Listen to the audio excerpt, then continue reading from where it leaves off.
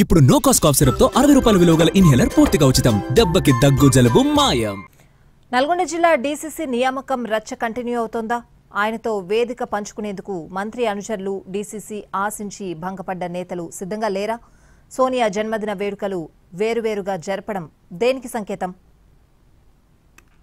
నల్గొండ జిల్లా నూతన డీసీసీ అధ్యక్షుడు పున్నా కైలాష్కు సొంత గూటి నుంచే సహాయ నిరాకరణ కొనసాగుతోంది. డీసీసీ అధ్యక్షుడిగా ఆయన నియామకాన్ని మంత్రి కోమటిరెడ్డి వెంకటరెడ్డి వ్యతిరేకించారు. దీంతో ఆయన అనుచరులు డీసీసీ పీఠాన్ని ఆశించిన నేతలు కైలాష్ను దూరం పెడుతున్నట్లు కనిపిస్తోంది. ఇందుకు సోనియా జన్మదిన వేడుకలే ఉదాహరణ. నల్గొండలో క్లాక్ టవర్ సెంటర్ దగ్గర కొత్త డీసీసీ అధ్యక్షుడి ఆధ్వర్యంలో సోనియా 79వ జన్మదిన వేడుకలు ఘనంగా జరిగాయి. వీటికి అందరినీ ఆహ్వానించిన మంత్రి కోమటిరెడ్డి వెంకటరెడ్డి కీలక అనుచరులు డీసీసీ పీఠం ఆశించిన నేతలు ఎక్కడా కనిపించలేదు. ఈ కార్యక్రమం పూర్తయిన గంట తర్వాత మంత్రి కోమటిరెడ్డి వెంకటరెడ్డి పాత క్యాంప్ కార్యాలయంలో సోనియా జన్మదిన వేడుకలు నిర్వహించడం.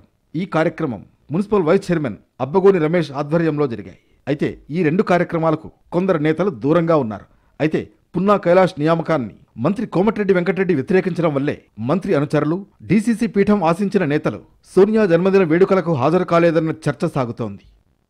కలిసికట్టుగా జరపాల్సిన పార్టీ ముఖ్య కార్యక్రమాన్ని డీసీసీ అధ్యక్షుడు ఒకచోట, మంత్రి అనుచరులు మరోచోట వేడుకగా నిర్వహించడంపై హస్తం పార్టీలోనే భిన్నాభిప్రాయాలు వ్యక్తమవుతున్నాయి. మరి ముందు ఏం జరుగుతుందన్నది చూడాలి.